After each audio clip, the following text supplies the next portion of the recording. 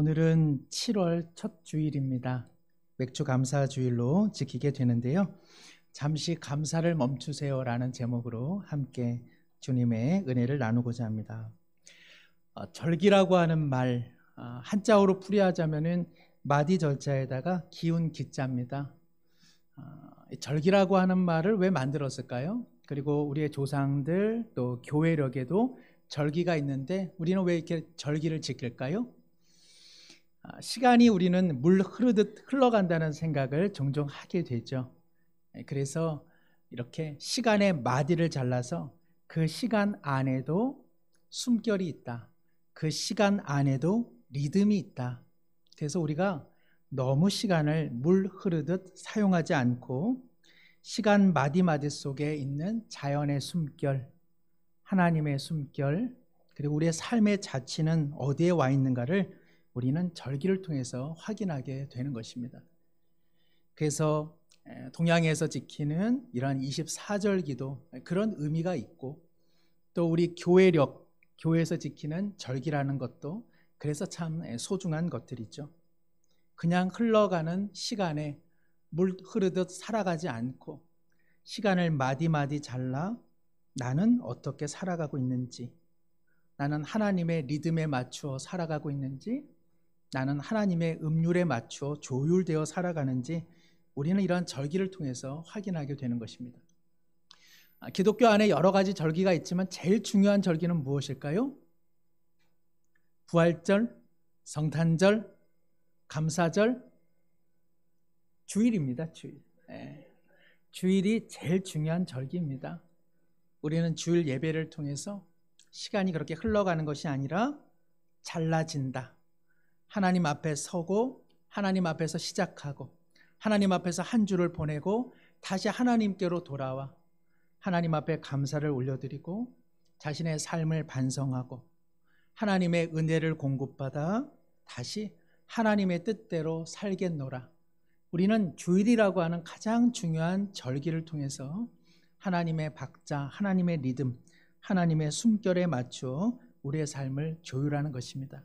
사랑하는 성도 여러분, 교회에 와서 주일 예배에 온 것으로 우리가 만족해서는 안 되고 예배의 시간마다 다시 한번 하나님의 은혜를 계수하고 그리고 하나님의 은혜를 공급받아 하나님의 은혜와 그 뜻대로 살아가는 삶의 시작점과 또 새로운 출발점이 되시기를 축복합니다.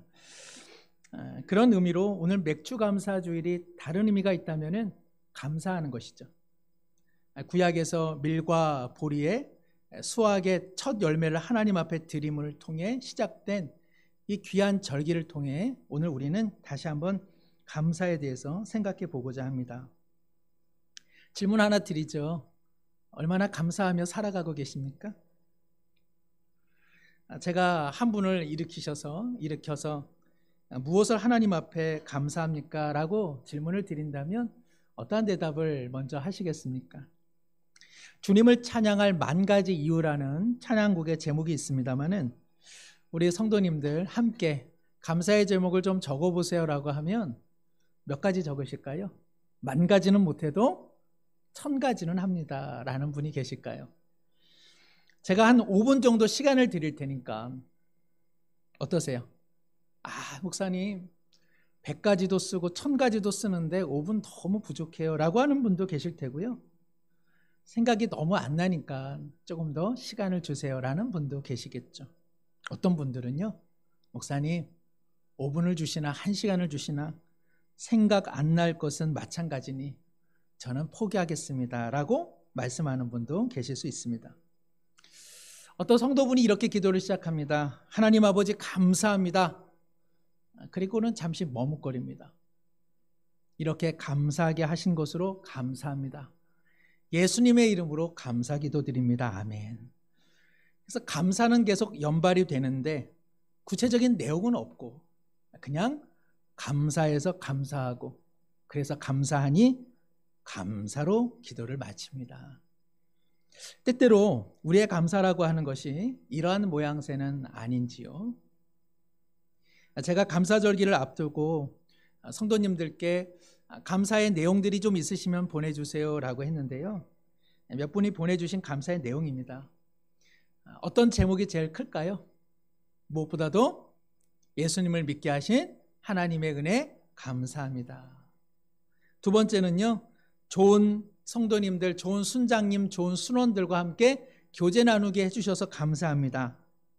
원래는 좋은 목사님 만나서 감사합니다. 이게 원래는 우선이었는데 제 자랑 같아서 이런 내용은 제가 하지를 않겠습니다. 그리고 어려운 중에도 가족과 자녀들 주셔서 감사합니다. 지켜주셔서 감사합니다. 나이가 많아지는데 그래도 일할 수 있는 삶의 자리가 있는 것, 좋은 친구와 그리고 취미가 있게 해주신 것 감사합니다.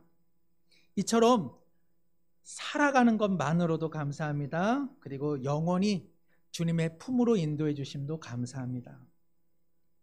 아마 우리 성도님들 대부분께서 내가 생각한 거랑 똑같네, 아마 이렇게 생각하실 것입니다. 차이는 무엇이냐? 저에게 보내주신 분이 계시고 안 보내주신 분의 차이만 있을 뿐이죠. 아마 우리 모두가 제가 이렇게 다른 성도님들의 감사 제목을 나눌 때에 불쾌해, 왜 저 사람은 저렇게 감사 제목이 많아? 나는 하나도 없는데, 이렇게 불쾌한 마음 들지 않으시고 맞아 나도 그 고백이야, 나도 그런 감사가 있지, 아마 마음에 우울한 이 장마철에 볕이 드는 것처럼 마음이 따사로워지고 마음이 맑아지고 바람도 신선하게 불어오셨을 것입니다. 우리가 이렇게 감사가 소중한 것을 알면서도 막상 무엇을 감사합니까? 라고 한다면, 얼마나 감사하며 살아갑니까? 라고 질문한다면 우리 마음이 긴장이 되죠. 감사가 믿음 생활 중에 참 중요한 것을 잘 알고 있음에도 불구하고 우리가 일단 감사는 하지만 무엇을 감사하는지, 또 하나님 앞에 구체적으로 어떤 것 때문에 감사합니다라는 그런 실제적인 고백이 실은 우리 얼마나 많이 있었는지요. 감사의 제목을 생각하다가 저는 솔직히 이런 생각도 합니다. 하나님 앞에 참 감사하지. 저도 한 10가지 적었었거든요. 근데 제 마음에요, 감사하지 못한 부분들도 슬쩍슬쩍 이렇게 튀어나오더라고요. 하나님께서 이거는 안 들어주셨잖아. 하나님께서 그때는 나를 실망시키셨잖아. 하나님한테 나는 여전히 서운한 게 있는데, 이런 마음들이 제 안에 불쑥불쑥 튀어나오는 것을 경험했습니다. 어찌 보면 우리 모두 감사함의 제목을 적어 나갈 때에 저처럼 혹여나 하나님 앞에 실망한 것들의 기억들도 우리 마음의 도화지 한켠에 이렇게 기록되어 가지는 않습니까? 저는 지금도 하나님을 이렇게 생각하며 섭섭한 게 하나 있습니다. 제가 청년 때 저희 어머니께서 종로 사가의 한 빌딩에서 지하에서 매점을 하셨습니다. 그 빌딩 안에는 그 웅진이라고 하는 사업체가 이제 막 그 사업체가 번창할 때였습니다. 매우 조그만 지하 공간, 그리고 주차로 인해서 매연도 많고 늘 습하고 그리고 컴컴하고 어두운 공간이었지만, 그래도 없는 가정에 과자와 음료를 팔고 라면을 팔면서 우리 가정을 향한 하나님의 축복의 공간이었습니다. 저도 여름방학 때는 매점에 가서 라면을 소찬히 끓였습니다. 라면 3개 끓이기는 정말 어렵더라고요. 라면 2개 끓이고 라면 3개 주문받아서 라면을 내놓을 때는요, 라면 5개가 다 풀어 있어가지고 지금도 생각하면은 참 돈 받고 드리기는 참 죄송했다, 그런 생각을 합니다. 웅진 회사가 조금 번창하면서 인근 큰 빌딩으로 이전을 하게 되었고, 저희 매점도 그곳에 운영권을 가질 수 있으리라는 희망의 소식이 들려왔습니다. 어머니도 그렇고 저도 그렇고 누나도 열심히 기도했습니다. 하나님께서 없는 가정에 이러한 축복을 주시나 보다, 우리도 누구에게 보란 듯이 큰 간증을 할 수 있겠구나 하는 마음들이 우리 가운데에 놓여 있었죠. 그러나 그 일은 이루어지지 않았습니다. 웅진 회사는 홀연히 떠나갔고, 큰 회사가 떠나가다 보니 남은 빌딩 이곳 저곳에는 공실이 더 많아져서 경제적으로는 어려워졌고, 얼마 못돼 저희는 매점 일을 접어야만 했던 것이죠. 한편 생각하면 오랫동안 고생하셨던 어머니께서 그 일을 통해서 이제는 노동으로부터, 삶의 수고로부터 벗어나기는 하셨습니다. 그럼에도 불구하고 저는 종종 하나님 앞에 질문하게 됩니다. 하나님, 그 어려운 때에 그 매점권 다른 이에게 줄 거 우리 가정에게 주셨으면 참 좋았을 것을, 그런 생각이 늘 제 마음에 있습니다. 어떤 거는 아무리 기도해도 안 되는 게 있구나. 하나님께서 안 돼 하는 하나님의 냉정함도 있다는 것을 그때 발견했던 것이죠. 설교를 준비하면서 한 가지 예화를 접하게 됐는데요. 미국의 어느 한 아이가 자전거를 타다가 교통사고로 인해서 무릎 아래의 상당분의 다리를 절단하게 되었습니다. 아이의 재활을 맡은 간호사가 그 아이를 재활시키면서 깊은 연민을 보면서 그 아이를 살피고 있는 것이죠. 풀장에서 재활치료를 받던 아이가 물속에서 나와서 그 간호사 누나에게 말합니다. 언니에게, 언니, 제 다리가 얼마나 남았는지 한번 보세요. 선생님께서 더 잘라졌다면 의족도 착용을 못했을 뻔했는데 이렇게 다리 일부분이 남아있어서 의족을 하고 저 걸을 수 있다고 해요. 하나님께 감사를 드려요. 작은 여자아이가 자신의 잘라진 다리를 보면서 그래도 이만해서 감사해요. 저 그래가지고 의족을 하면서 다닐 수 있게 되었어요. 라는 이 고백, 우리 성도님들은 어떻게 들리십니까? 참 대단하다. 야, 그 믿음 참 귀하다. 나도 그런 믿음을 좀 가졌으면 좋겠다. 그런 상황 속에서도 감사의 고백이 나오는데 내가 누리고 있는 삶의 자리에서 나는 얼마나 불평과 불만으로 살아가고 있는가, 충분히 우리 자신을 돌아보게 됩니다. 그러나 한켠엔 어떤 마음이 드세요? 좀 애절하다, 안 됐다. 그 아이가 살아갈 벅찬 인생을 생각하면 얼마나 고되고 얼마나 슬픈 일일까. 그런 속에서도 아이가 감사하다라고 말할 때 그거 너무 억지적인 것 아닌가? 그 아이가 그 상황 속에서 감사하다라고 말하는 것은 진실된 것일까? 그 아이가 1년이 지나고 10년이 지나고 20살이 되고 결혼할 나이가 되었을 때에도 그 아이는 과연 하나님 앞에 감사해요, 이 정도 다리가 남아진 것 하나님 감사해요라고 말할 수 있을까요? 그 이야기를 듣는 부모님은 야, 너 하나님 앞에 감사하다고 하니 참 우리 아이 믿음이 좋아 라고 말할까요? 저는 안아줄 것 같아요. 그리고 실망스럽지, 아프지, 엄마 아빠가 지켜줄게, 이런 말들이 나오지 않을까요? 참담한 비극적 상황 속에서 감사하다라고 하는 고백, 너무 멋진 고백이고 신앙적 고백이기는 하지만 그거 너무 억지 같은 생각 안 드나요? 너무 교조적이고 너무 부담스럽고 너무 의무적인 것 같아서. 성경이 말하는 감사라고 하는 그 말씀의 뜻이 바로 이런 것일까 하는 의문을 갖게 되는 것이죠. 종종 사람들이요, 특별히 믿는 사람들이 그 감정을 표현하기가 쉽지가 않습니다. 우리가 고난을 당하고 누가 슬픔을 당하면 사람들이 몇 번은 위로를 하다가 저 사람 감사할까? 아니면 끝내는 불평할까?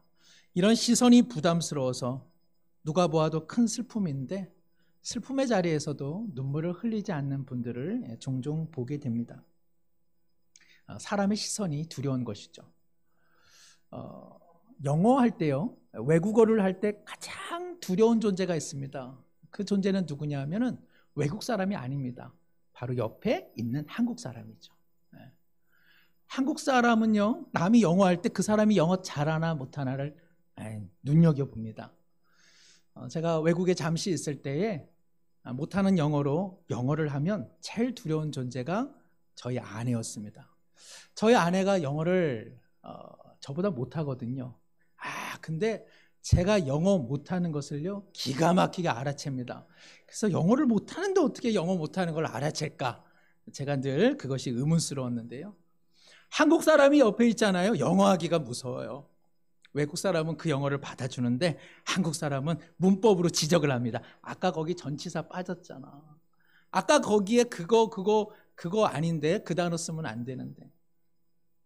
어떤 분이 슬픔 가운데서요, 성도들 앞에서는 눈물을 가리더라고요. 그런데 친한 친구들 앞에서는 눈물을 하염없이 쏟아내는 모습을 보고 저는 참 마음이 아팠던 기억이 있습니다.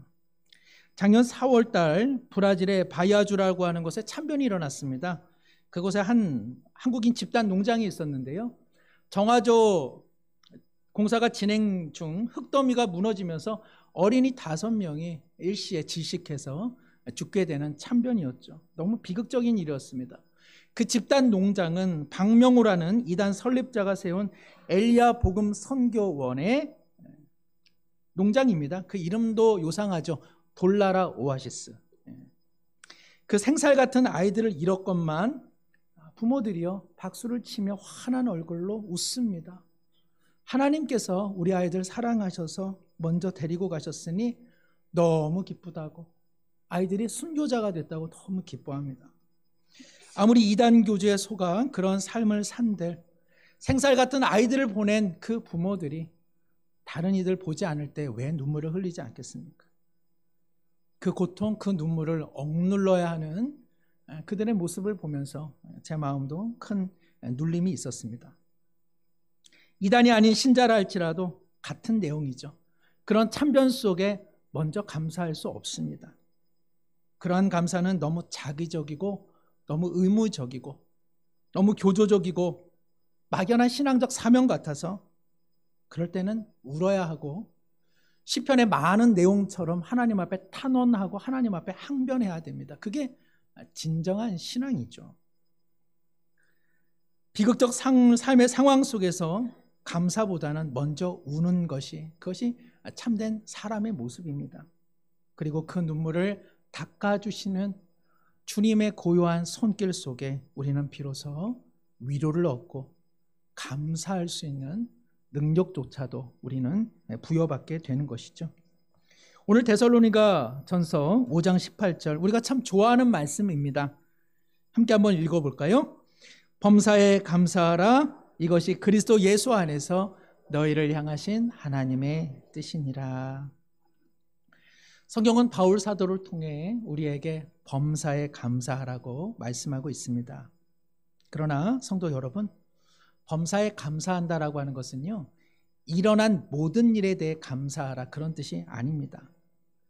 내 삶에 일어나는 모든 일에 감사하라 그런 뜻이 아니라 모든 일 속에 하나님의 뜻이 있으므로 그 범사 가운데 계신 하나님께 감사하라라는 뜻이죠. 우리의 삶에 일어나는 모든 일이 다 감사한 것 아닙니다. 그러나 그 일 가운데에 하나님이 함께 하심으로 우리는 감사를 잃어버려서는 안 된다는 내용이죠. 이것이 그리스도 예수 안에서 너희를 향하신 하나님의 뜻이다. 그 뜻이 어디에 있다는 것입니까? 범사 안에 있다는 것입니다. 가난한 것은 감사한 일이 아닙니다. 질병은요, 감사할 것이 아닙니다. 사랑하는 성도 여러분, 누군가 이렇게 가난한 것을 우리가 이렇게 감사라고 말할 수 없죠. 누가 질병에 걸렸는데, 누가 몸이 아픈데 감사라고 말할 수 없습니다. 왜 그럴까요? 천국에는 가난과 질병이 없습니다. 가난과 질병은 하나님을 떠난 결핍의 상태에서 비롯된 것이기 때문에 그렇습니다. 가난함, 질병, 애를 썼는데 실패한 것, 이것은 감사할 것은 아닙니다. 그러면 무엇을 감사합니까? 우리의 질병, 우리의 고통, 우리의 눈물, 우리의 가난, 우리의 실패 속에 하나님이 함께 하시기에 그 하나님께 감사하라는 내용인 것이죠. 범사에 감사하라고 하는 신앙의 진실성은 일어난 모든 일에 막연하게 혹은 자동적으로 감사하는 그것 아니라 그 일어난 일조차 그 일 속에서 우리를 결코 버리지 아니하시는 하나님의 뜻, 그래서 하나님 앞에 감사하는 것입니다. 가난한 것, 아픈 것, 실패한 것 결코 감사의 제목이 될 수 없습니다. 그러나 그 안에 우리를 향하신 하나님의 뜻, 즉 가난이 우리의 삶을 규정하지 못하고 육신의 연약함이 우리의 삶을 규정하지 못하고 수고하고 애써 그러나 세상이 너는 실패라고 말하는 그 실패가 우리의 삶을 규정하지 못하고 하나님이 그 가난 속에서도 하나님이 육체의 고통 속에서도 그리고 우리의 삶이 차마 이뤄내지 못한 실패한 인생 속에서도 하나님이 계심으로 우리는 감사하는 것이요. 그래서 성경은 감사라고 우리에게 말씀하고 있는 것입니다. 사랑하는 성도 여러분, 오늘 본문 23절과 24절에 우리가 감사해야 되는 이유를 다시 한번 구체적으로 이렇게 기술하고 있습니다. 23절, 24절인데요. 우리 함께 한번 읽겠습니다. 평강의 하나님이 친히 너희를 온전히 거룩하게 하시고 또 너희의 온 영과 혼과 몸이 우리 주 예수 그리스도께서 강림하실 때에 흠없게 보존되기를 원하노라. 너희를 부르신 이는 미쁘시니 그가 또한 이루시리라. 아멘. 우리의 삶에 비극적으로 일어난 그 모든 삶의 일들, 그것이 우리를 규정하지 못하고 미쁘신 하나님의 은혜, 미쁘신 하나님의 신실하심이 우리의 삶을 보존하기에 범사에 감사라고 성경은 말씀하고 있습니다. 성도 여러분, 범사가 아닌 범사 안에 우리를 놓치지 않으시고 우리를 포기하지 아니하시는 미쁘신 하나님으로 인해 감사하는 한 주가 되시기를 축복합니다. 범사에 감사한 것과 관련해서 저는 두 가지 주의사항을 조금 말씀드리고 오늘 설교를 정리하고자 합니다. 첫 번째는 범사에 우리가 모두 감사해야 되나? 그러나 이 감사가 남을 정죄하는 수단이 되어서는 안 됩니다. 우리는 신앙 안에서요, 이 좋은 것을 가지고 나쁘게 본의 아니게 사용할 때가 많습니다. 감사는요, 소리 없이 묵묵히 하면 되는 것입니다. 어느 마을에요, 밀농사와 고추 농사를 하는 가정이 있었습니다. 수확철을 앞두고 밀농사하는 입장에서는 너무 가물어서 하나님 비가 내리기를 원합니다라고 기도하는 것이죠. 고추 장사는, 고추를 심은 농부는 하나님 앞에 비가 너무 많이 오면 고추가 난 녹아질 것 같으니 하나님 비가 오지 않게 해주세요. 기도했는데 수확철이 되었습니다. 큰 비가 내리기 시작합니다. 밀농사하는 가정은요, 할렐루야 너무나 좋아서 하나님 앞에 감사의 기도를 올려드립니다마는 고추 농사를 했던 가정은 우울하기 그지없습니다. 누군가에게 비가 선물이 되는가 하면 누군가에게는 눈물이 될 수밖에 없는 것입니다. 성도 여러분, 내가 누리고 있는 감사의 조건과 다른 이가 살아가는 삶의 조건이 다릅니다.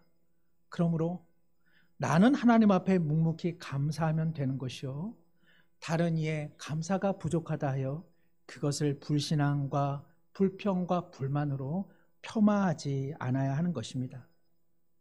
내가 누리는 감사의 조건과 그리고 그가 처한 삶의 조건이 다르기 때문에 그러하죠. 두 번째도 마찬가지입니다. 하나님께 감사한 것이 교만이 되지 않도록 노력해야 됩니다. 하나님께 감사하는 것이 교만이 되는 이유가 무엇일까? 특별히 빌립보서에 바울의 한 고백이 있는데 종종 이 고백을 이와 같이 오인하는 경우가 있습니다. 빌립보서 4장 11절입니다. 내가 궁핍함으로 말하는 것이 아니니라. 어떠한 형편에든지 나는 자족하기를 배웠노니 나는 비천에 처할 줄도 알고 풍부에 처할 줄도 알아. 모든 일 곧 배부름과 배고픔과 풍부와 궁핍에도 처할 줄 아는 일체의 비결을 배웠노라. 내게 능력 주시는 자 안에서 내가 모든 것을 할 수 있느니라. 이 본문은 바울 사도가 로마 감옥에 수감되어 있을 때에 자신의 딱한 처지를 잊지 않고 선물과 애정을 표시한 빌립보 교인들에게 말한 내용입니다. 그런데 이 본문을 우리는 자칫 이렇게 오인할 수 있습니다. 여러분, 내게 선물을 주시고 내게 감사의 표를 해주셔서 고맙습니다마는 나는 비천에 처하고 배고픔에 처해도 괜찮아요. 여러분이 걱정할 게 없습니다. 하나님께서 내게 모든 것을 공급해 주시나니 나는 어떠한 상황 속에서도 하나님 때문에 부요하게 살아갑니다. 바울 사도는 지금 이런 차원으로 말한 것이 아닙니다. 여러분 고맙습니다. 여러분 감사합니다. 내가 이렇게 복음을 전파하는 일에 내 괴로움에 참여한 교회는 여러분밖에 없었습니다. 여러분께서 주신 것에 감사하며 때로 내 삶에 비천함이 있을지라도 하나님은 내게 만족을 주시는 분이십니다. 여러분에게 고맙습니다. 그리고 하나님 앞에 감사합니다라고 그는 담백하게 이야기를 하고 있는 것이죠. 하나님께 감사한 것이 저는 여러분의 도움은 전혀 필요 없습니다. 저에게 고맙다고 하지 마십시오. 하나님께서 다 채워주시니까 여러분도 하나님께 감사를 고백하십시오. 이런 말들은 담백하지 못한 말입니다. 제가 상당히 당황스러운 일을 한번 경험한 적이 있습니다. 어느 분이 저에게 무엇을 보내주셔서, 우리 교인분은 아니십니다. 예전에 너무 고맙습니다 권사님, 그랬더니 그분께서 하시는 말씀이 하나님께서 어느 날 목사님에게 이것을 보내라고 하셨어요. 저는 그런 말을 들으면 할 말이 없습니다. 그럴 때 제일 좋은 말은 무슨 말이죠? 아유, 별거 아닌데 목사님 감사합니다. 그 정도 말로도 우리는 신앙 안에서 서로 사랑을 확인할 수 있는 것입니다. 신앙 안에서는 담백한 말이 필요한 것입니다. 고맙습니다. 사랑합니다. 아유, 별거 아닌데 이렇게 또 고맙게 받아주셔서 제가 다 고맙죠. 아유, 왜 별게 아니에요. 너무 고맙습니다. 그런 말들이야말로 진실한 말이라고 할 수 있습니다. 맥주 감사주의를 맞이하면서 우리 모두 감사의 생활을 다짐하지만 성경에서 말하는 감사라고 하는 것은 의무적이거나 자동적인 신앙의 용어가 아닙니다. 범사에 감사하기까지는 많은 생각을 해야 되고, 그리고 이 범사 가운데 하나님의 어떠한 뜻이 있는지를 발견하는 신앙적 노력도 못지않게 필요합니다. 무턱대고 감사하기보다는 우리의 한 주 한 주 시간의 마디를 잘라 그것에 놓여있는 하나님의 은혜가 무엇인지, 하나님의 숨결이 무엇인지, 하나님께서 우리를 어떻게 인도하고 계시는지 우리는 좀 더 차근차근 살펴볼 필요가 있는 것입니다. 감사절을 맞이하여 그저 감사해야지라는 다짐으로 감사가 아니라 하나님 앞에서 진정 어린 감사를 하기 위해서는 오히려 우리의 자동적 감사를 잠시 멈추고 하나님 앞에 더 깊은 감사를 올려드리기를 소망합니다. 앞서 무릎 아래의 다리를 절단한 아이의 고백은 그래서 진실된 감사의 고백이 아니겠습니까? 아이와 그 부모의 고백이 어찌 자동스러운 고백이었겠습니까? 깊은 절망과 깊은 고통 속에서, 그러나 하나님의 어떠한 뜻과 어떠한 은혜가 있으리라 이를 살펴보며 이를 의지하며 그래도 하나님께서 우리의 삶을 보행케 하실 거야 라고 했던 그 고백, 그것이야말로 진정한 감사가 아니겠습니까? 다시 한번 진정 어린 감사로 하나님을 영화롭게 하는 7월에 그리고 올 한 해의 하반기의 출발점이 되시기를 축복합니다. 기도합니다. 좋으신 하나님 아버지, 우리 삶에 일어난 모든 일 자체가 감사가 아니라 그 범사 안에서 결코 우리를 포기하지 않으시는 하나님과 그리스도의 은혜가 있으므로 감사를 올려드립니다. 자동적인 감사, 무의식적 감사를 잠시 멈추고 우리의 삶을 괴롭히는 고통과 직면하게 하되 그 고통 속에서 함께 하시는 그리스도의 십자가 사랑을 발견하게 하여 주시옵소서. 범사 가운데 우리를 그 미쁘심으로 다스리시는 하나님의 성품을, 하나님의 숨결을, 하나님의 손길을 마주함으로 하반기 새로운 시작, 진정한 감사로 첫 단추를 잘 채우게 하여 주옵소서. 예수님의 이름으로 기도드리옵나이다. 아멘.